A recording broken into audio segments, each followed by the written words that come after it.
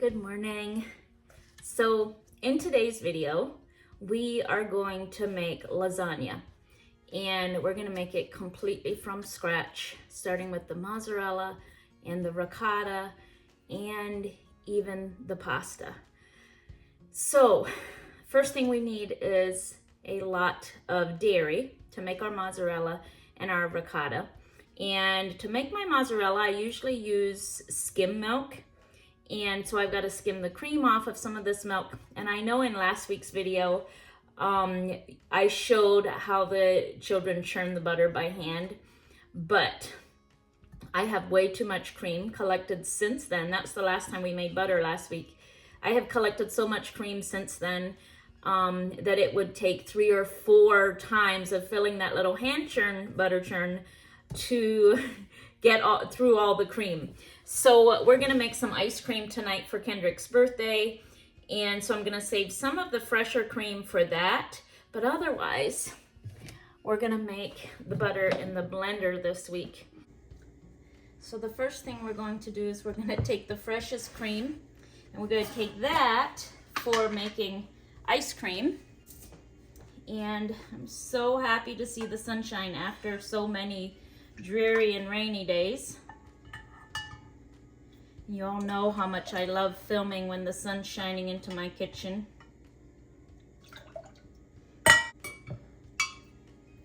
And the rest is going to be for butter.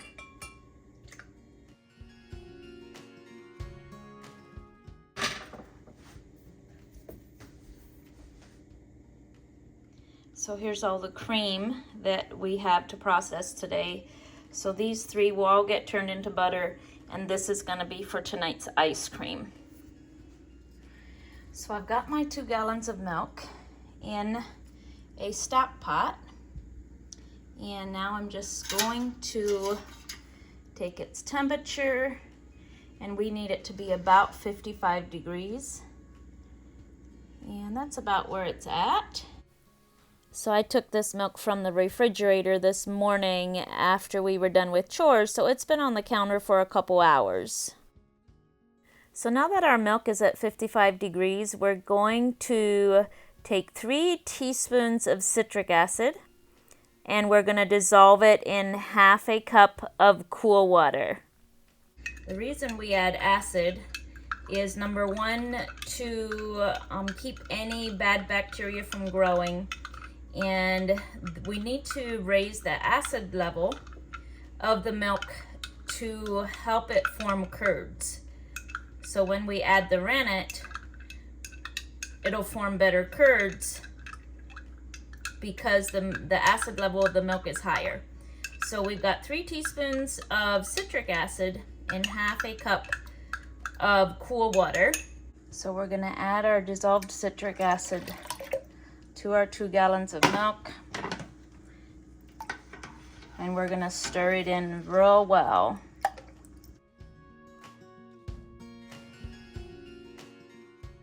So this will bring the pH level up. It'll bring your acid level up, which will be helpful when you add your rennet, because you'll get a much better curd than you would if you didn't add any acid.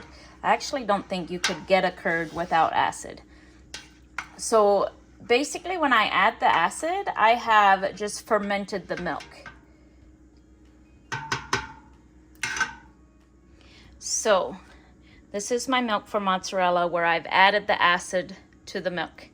This is the milk that you might remember from last week that I set aside to clabber. You remember I added some clabber to it and set it on top of the refrigerator?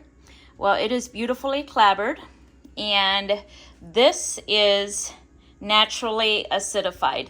So what happened is the naturally occurring lactic acid bacteria broke down the lactose, or the sugar, in this milk and acidified it.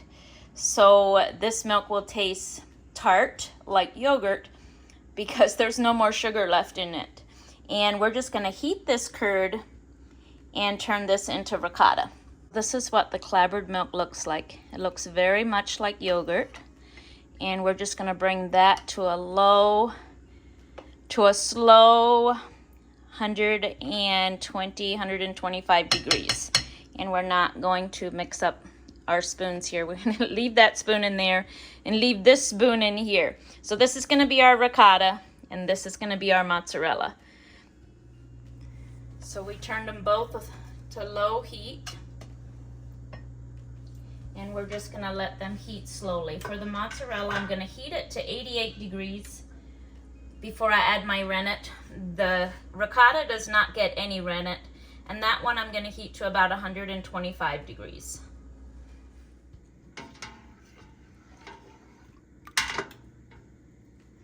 So I just remembered that Elvin bought me this instant read thermometer, and we want the milk for mozzarella to be about 88 degrees before we add our rennet. So when my grandma taught me how to make cheese from clabbered milk or fermented milk, she never used a thermometer. She just went by what the curds look like and what it feels like. In her recipe, she said when it's very hot, let me think. She said when it's very hot, but not too hot to touch, then you know it's ready. So I would say this is getting there. I'm gonna take my temperature here. So my milk for mozzarella is 88 degrees. And so now I'm ready to dilute my rennet. And I need 1 teaspoon of rennet for my 2 gallons of milk. But follow the instructions on your bottle of rennet because some is different strengths. One of the mistakes I made when I was first making cheese, aged cheeses, and even mozzarella, is that I would mix together my rennet and water long before I was ready to put it in. So, like I was saying, one of the mistakes I made when I was first making cheese is that I would mix my rennet and water together when I first started making cheese, and I'd let it set on the counter and then bring my milk up to temperature. And I actually have learned since that that doesn't work really well. It's better to dilute your rennet right before you put it in, because I think it loses some of its strength if it sits in water for an hour or so while your milk comes up to temperature. So this was at 88 degrees. I took it off of the burner. I stirred my rennet in, and now I'm gonna cover it and I'm gonna let it set. Usually it's about 10 minutes and then it's ready to cut. So now in the meantime, I'm gonna look at my ricotta curds and I'm gonna see what I think. It's warm, it's not too hot to touch. I think it's about at the proper temperature.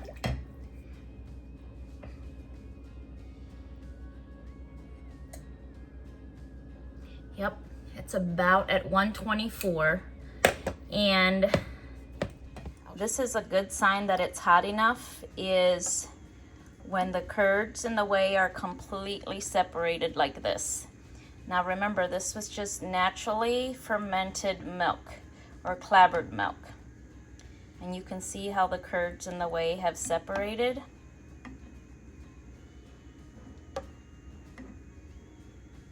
And we're just gonna pour this into the strainer and stray the whey from the curds.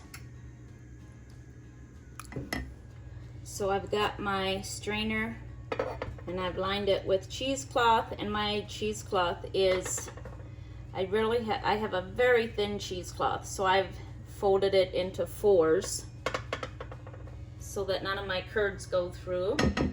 And I really like to dish my curds rather than pour them.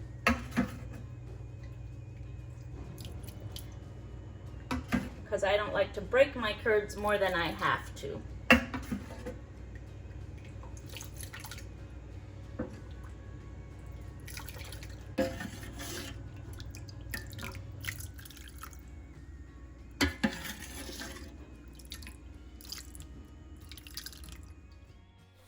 So now we're just gonna let these ricotta curds strain for up to an hour or longer if it takes longer to get them as dry as I want them.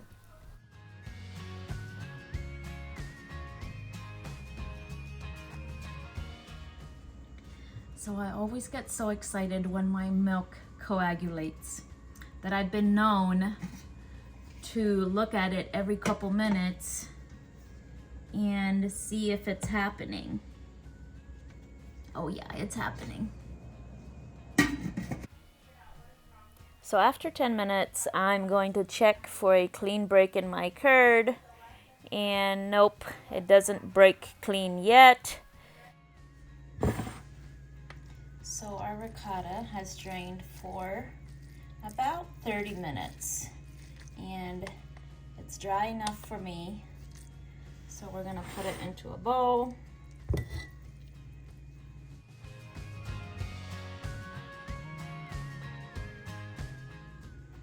So because I turned all my other cream into butter, I have to take some of the birthday boy's cream and add it to my curds. And I'm just gonna add a little bit of salt.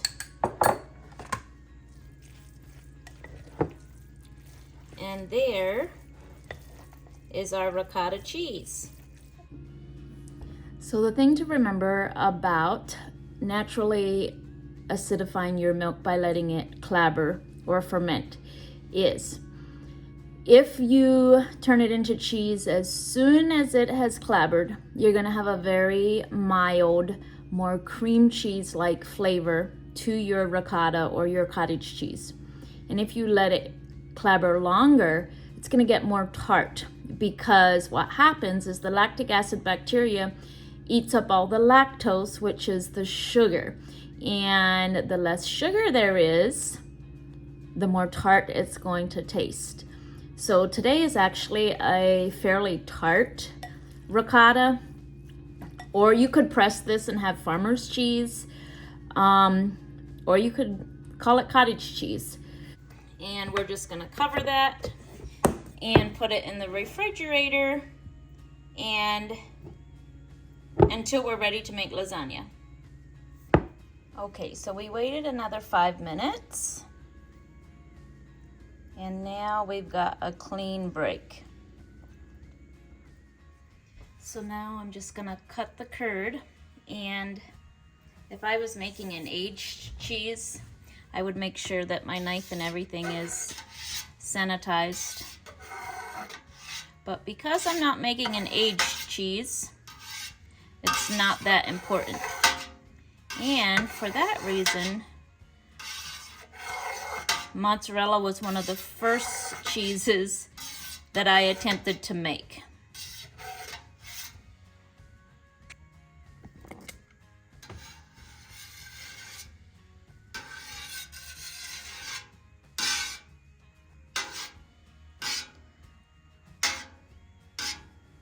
This is the most satisfying part of cheese making.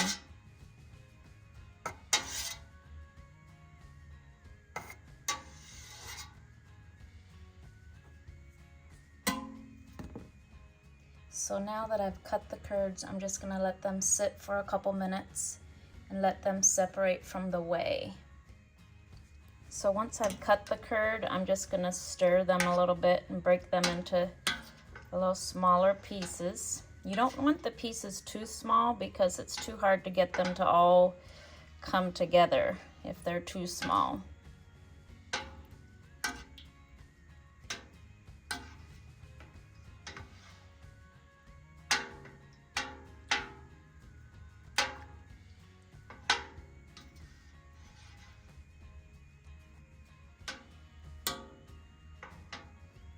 So I'm just gonna let them separate.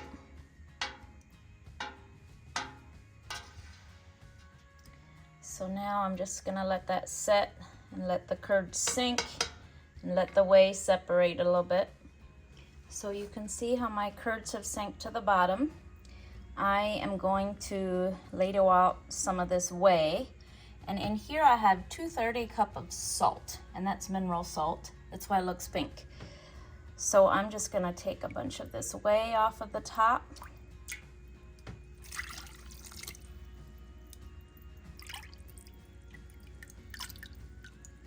And this whey, this salted whey, is where I will rest my mozzarella in. And removing some of the whey from the top of your cheese pot is just gonna make it a lot easier to work with your mozzarella and stretch it.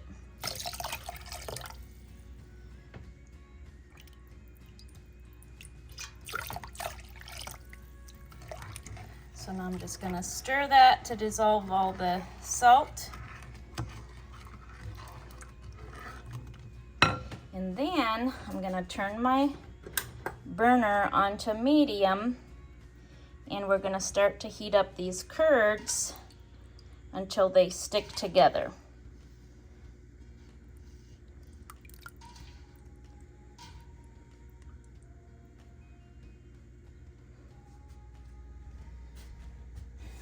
So at this point, when you're stirring your curds, you want to be real gentle because you don't want to make them too fine, because then you'll have a hard time getting them to all stick together. And I really just want to keep them off of the bottom and keep the top ones from getting, keep the bottom ones from getting too hot while the top ones stay cool. So I just kind of want to gently keep mixing them around. And I'm going to do this until it gets too hot for my hand to be in here. I never really take the temperature of my whey. I just know what I'm looking for is for the curds to start sticking together and then stretching. So when you're stirring your curds in warm whey, they're actually releasing more of their whey. So as they release more of their whey, they're gonna sink to the bottom more. And the more they sit on the bottom, the hotter they're going to get. And then they're gonna start sticking together, which is what your mozzarella cheese is. It's just all these curds that are stuck together. So you can see the warmer the whey gets, the faster the curds sink, because stirring is what causes the curds to release the whey that's within them. And here's a pile that I can tell was in the corner, was on the bottom, and I didn't stir it loose, and that's starting to stick together. You can see the curds are starting to stick together. Once they start sticking together, you're on your way to making mozzarella. So I've got this pile that I've stuck together, and I'm just gonna put that one back in. And I'm gonna grab another pile of curds, and I'm just gonna kind of squeeze those together, and I'm gonna put it back in. And I'm just gonna keep working on that as they stick together.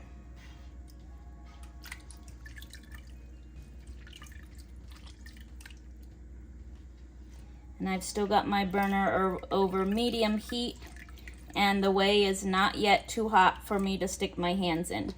If your whey starts getting too hot for you to stick your hands in, you can wear a pair of kitchen gloves or use some spoons to get your curds starting to stick together. Now this is 2 piles of curds, and I'm just gonna put them back into the warm whey.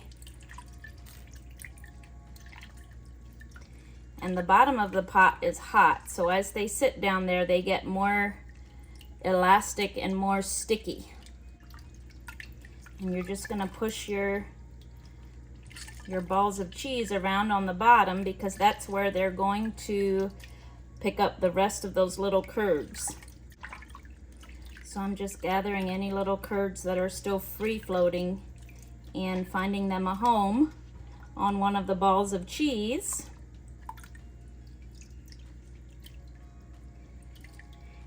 And like I said, I'm not taking the temperature of my whey because the cheese has got to stretch. So you've got to heat it until it stretches.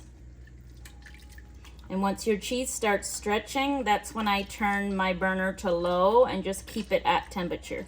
But we're not ready to stretch yet. We've still got some free floating curds that we're finding homes for.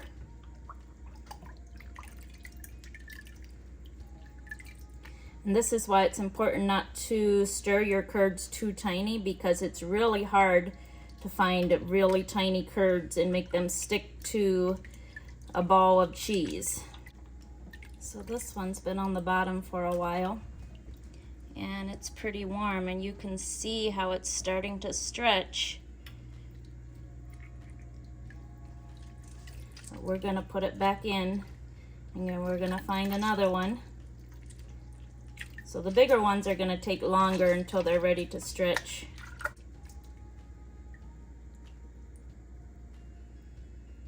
You can tell what's going to happen. It's getting there. And you slowly just start finding the hottest ball of cheese. See, that one's not ready yet. We're gonna put that one back on the bottom.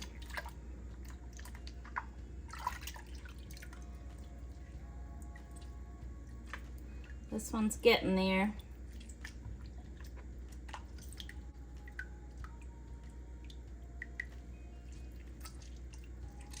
I turn my burner to low. Some of these are feeling really hot and I just want to heat them up slowly. They're all starting to show a little bit of stretch. And I like to keep mine all different sizes so that they're not all ready to stretch at the same time. And this one's starting to stretch beautifully.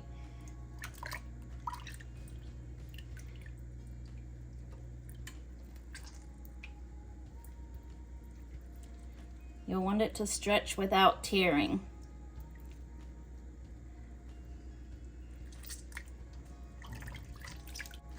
See, this one's still tearing.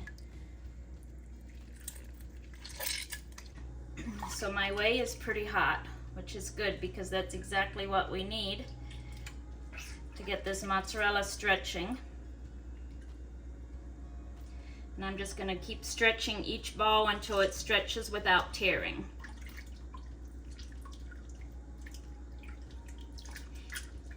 And I've got my burner on low now. And the whey is almost too hot for me to reach in, so I'm going to use a spoon to lift out my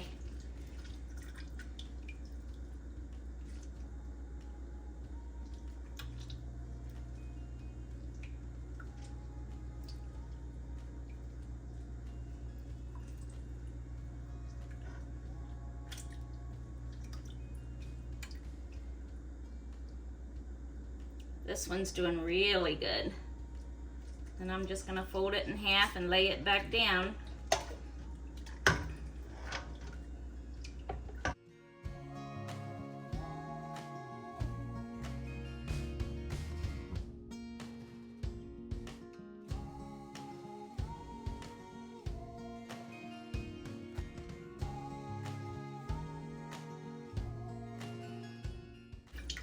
So this one's ready. You can see how easily it stretches, and there's no tears or bumps along here.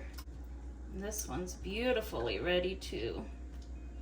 So what I'm gonna do with these,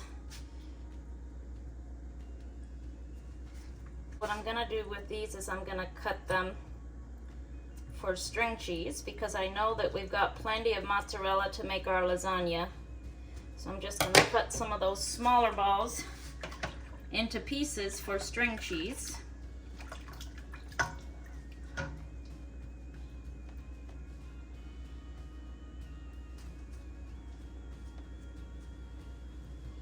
And we're gonna put them into some salted whey.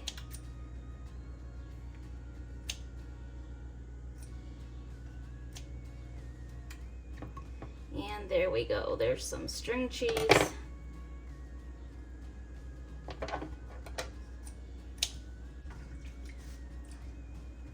So now we're back to stretching. And this is starting to look really good.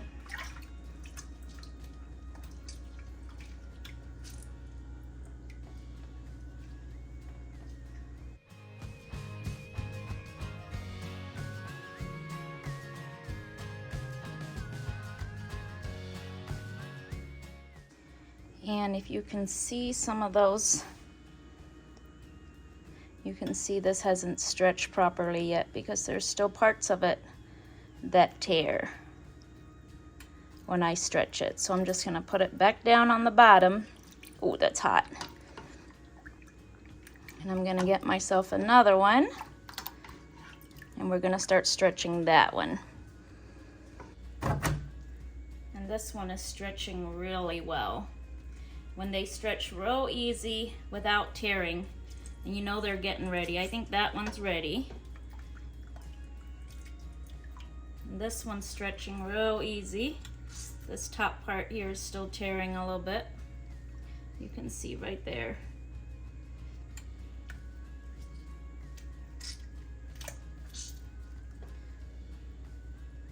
And that part hasn't been stretched real often yet because that's the ends.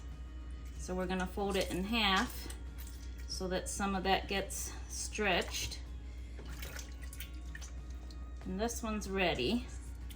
But because I want to make a big ball of mozzarella, I'm going to take these two smaller ones.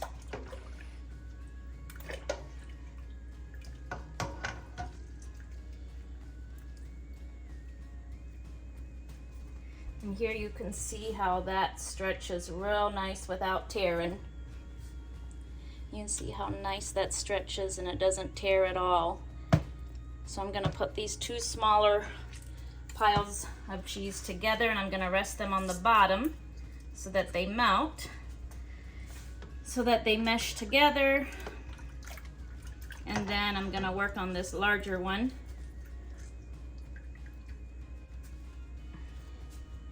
And here you can see how this is still tearing a little bit, especially here at the ends.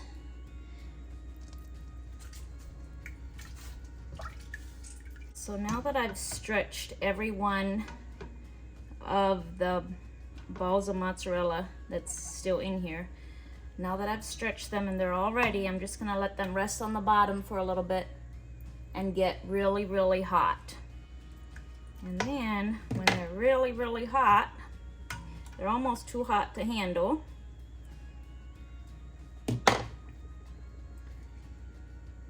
I'm going to melt them all together on one big ball of mozzarella. I think I've got another one in there.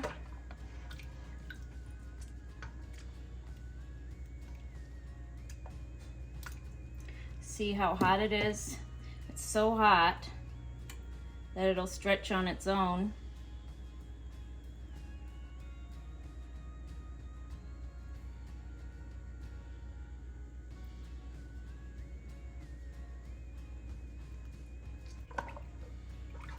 Now I'm gonna get that real hot piece. And I'm just gonna fold it all together. And I'm gonna put it in there on the bottom and let it rest on the bottom. Now that it's rested on the bottom and it's nice and soft, I'm gonna form it into a nice ball, knit it together on the bottom.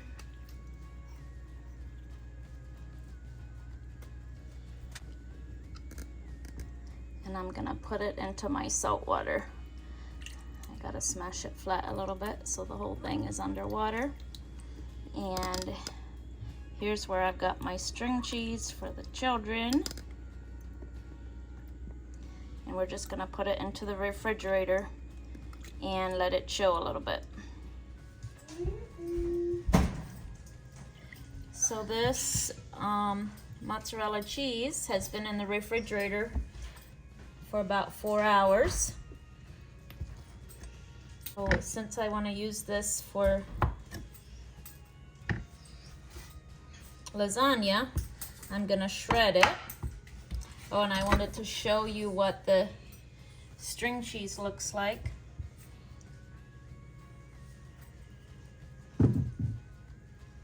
That's what the string cheese looks like.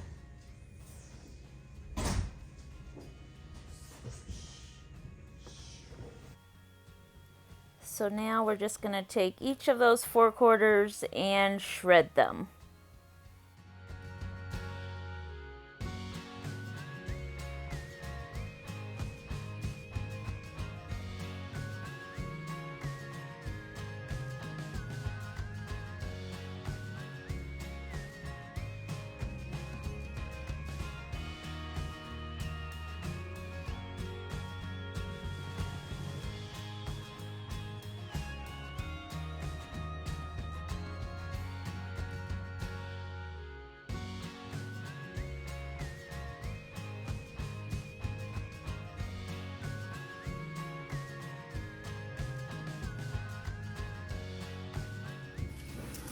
So the only problem with homemade string cheese is it doesn't keep as long in the refrigerator as bought string cheese does.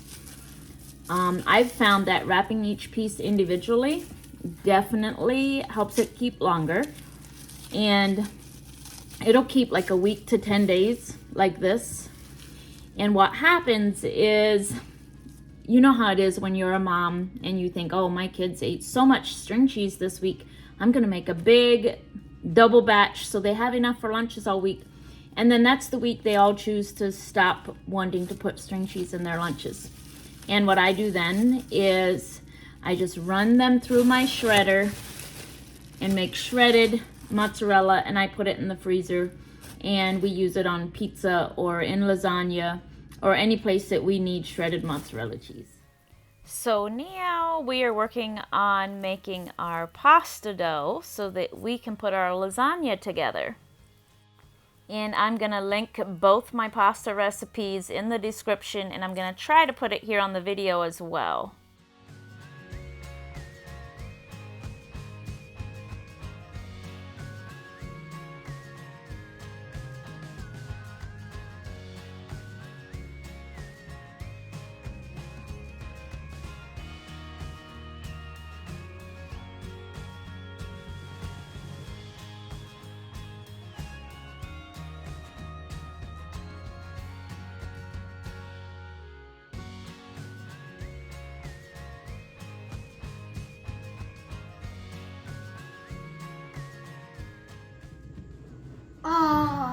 This is still a high record.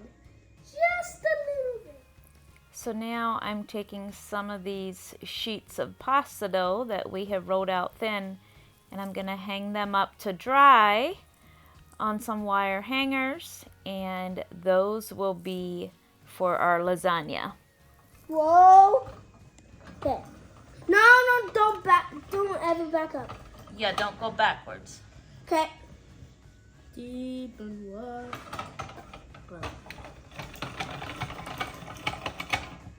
Deep and wide.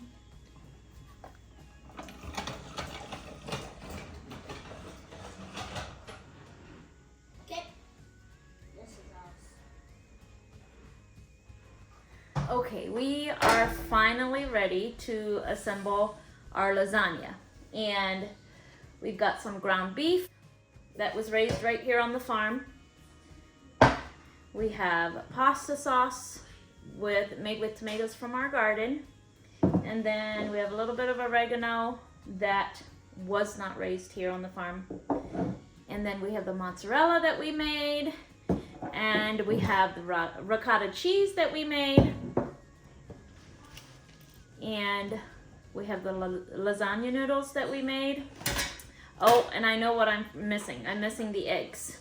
So we also have eggs that are from our own chickens, and that's the only other ingredient that I don't have right here that we're going to use to put together our lasagna.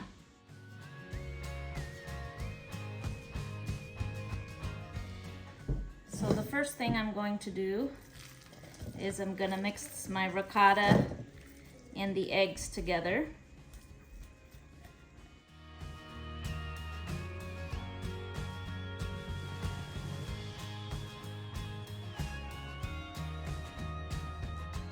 And I'm gonna put some some oregano in there.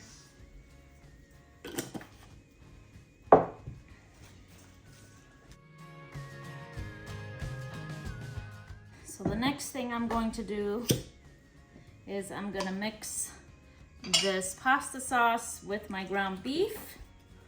So I actually decided that 1 quart of pasta sauce wasn't gonna be quite enough.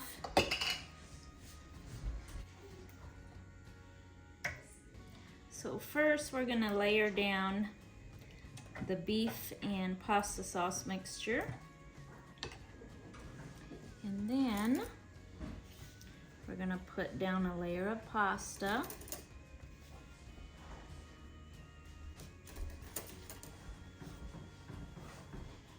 And then we're gonna put a ricotta cheese layer.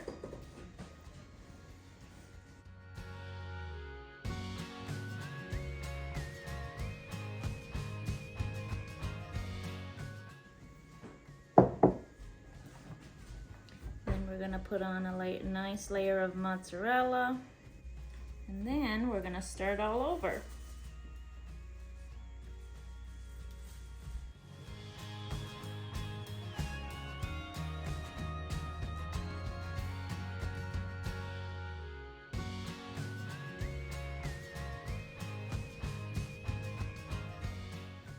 So there we have it, a whole pan full of lasagna for family dinner, and one little one either to gift to someone or put in the freezer for a later time. So I'm just gonna put this in the refrigerator until tomorrow, and then all I have to do is bake it.